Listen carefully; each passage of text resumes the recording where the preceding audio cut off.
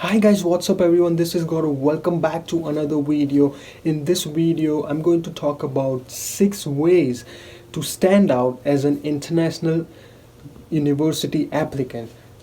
Colleges and universities are receiving more applications these days according to 2019 report from National Association for College Admission Counseling. Now, as per the report, there has been rise in like 6% rise in students coming in fall from the last fall year, and then there is like 7% increase in the international students who are coming and 2% increase in the transfer students who are transferring their university to the United States. So all this are rising up, and you might have such questions like what are the right moves in the admission process, what to look into the college, like what looks good on a college application, how to apply. And I'm going to tell you 6 different ways that in which you can stand out from the other applicants. So if you want to know which are those 6 ways, please keep on watching.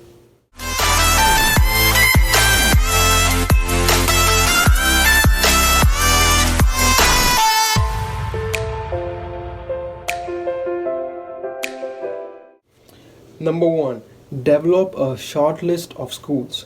Picking colleges and university requires a long look inward as well as a study of all those schools' website. You need to figure out which school is the best for you. So you need to research a lot and shortlist them. You have to take a pause and assess that who you are and who you want to be and in what things you are good at. So according to those criteria, you can shortlist your university.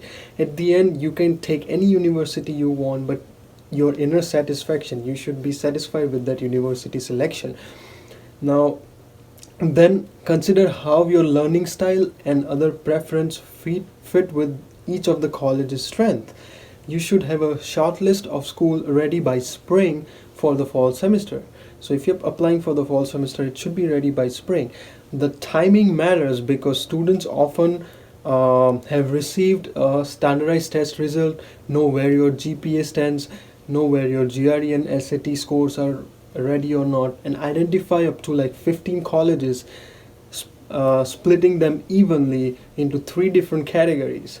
The first category should be read schools, second category should be target schools, and the third category should be the schools with high odds of admissions. So if you categorize them and then categorize each individual schools into GPA, minimum TOEFL required, how much was the average class intake in the previous years and everything, and I have made many videos on that, so go and check it out. And this one, you should shortlist the universities in such a way that it's very easy for you to identify and select from those. And you have to research and shortlist them and then decide which university you want to pick up. Now, number 2 is consider early options. Early decision is binding, meaning the students promise to attend the college if accepted. If you opt out for early decision, you should be certain that the school is right for you. This is particularly true when it comes to financial aid, because accepting a binding early decision offer means you will be able to compare aid packages between different schools. Only one significant downside to an early binding commitment is that the students will only receive one financial aid package from the university. If you want to consider the best financial aid available to you, early decision may not be the best choice. So you might have to wait. Otherwise, if you do the binding, you will not be able to get another financial aid pack. Now, some schools share list of early decision applicants with one another. Some university extend that. So make sure you don't accept every university, and then you might get in trouble that you did not select that, and might hinder your financial aid package which you might have received. Number 3, demonstrate interest in the school. Very important, as as it becomes easier for students to apply to multiple schools electronically, all by using the common application form. You just fill out the form and submit it to the university. Admission officers are alert for candidates who do nothing but fills out the form. Some students, they just fill it out and they just leave, they never respond, they just fill it out, and sometimes it's free, so they don't even care to go back, and so they have to be very aware. So you have to be showing to the university that you are really interested in that specific college and you want to study there. Now, how you can identify that?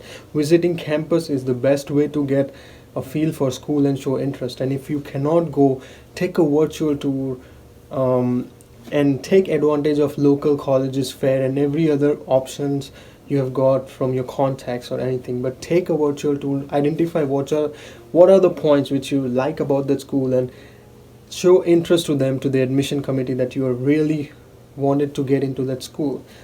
Even checking emails from a college can be a way to demonstrate interest. If they send to you something and you reply to those emails, they will be like, oh, this guy seems genuine and he's interested in the university. And it can get difficult to manage many colleges if you have not shortlisted. So as I said in number 1 point, that you should shortlist the university first and then take the other steps. Number 4, pay attention to details. Optional essays, if you have optional essays, write them. A chance to elaborate your extracurricular activity, take it. Universities look at more than the test scores and the GPAs which you have scored. Extracurricular activity, letter of recommendation, statement of purpose, they are all very important.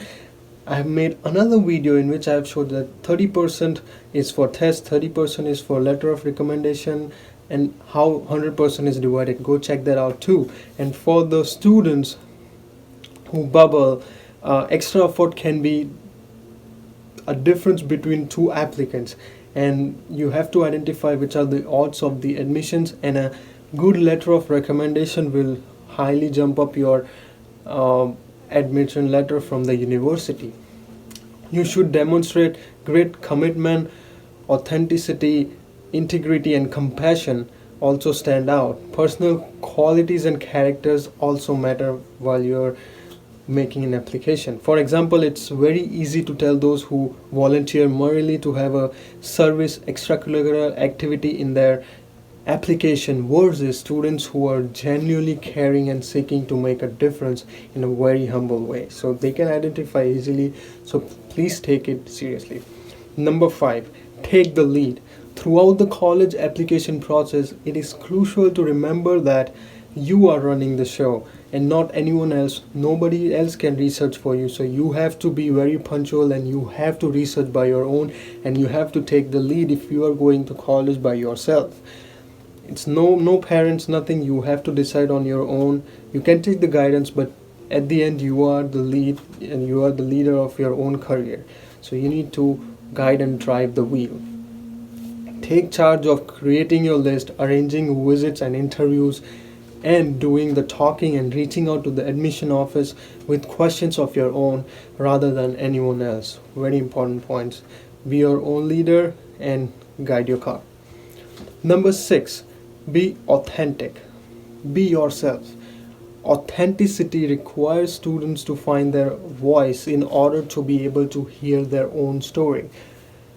Humility and earnestness are, by the way, very underrated qualities, I think. And to communicate one's quality and experiences, students need to find their own authentic voice. Everyone has a unique narrative, and it's up to you to go too deep and find out what is your talent and what is the best way you can present yourself.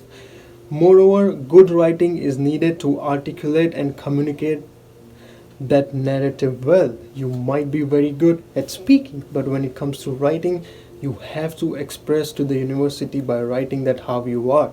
So be yourself. Take your own chances of what you are. Don't fake on your letter of recommendation or portfolio, resume, anything you're submitting to your university, and be yourself. So I'm pretty sure you will get the results.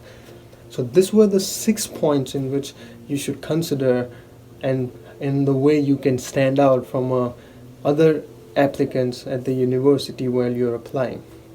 I hope you like this video. If you're new to this channel, please subscribe to the channel for more content, and I'll see you in the next one. Thank you.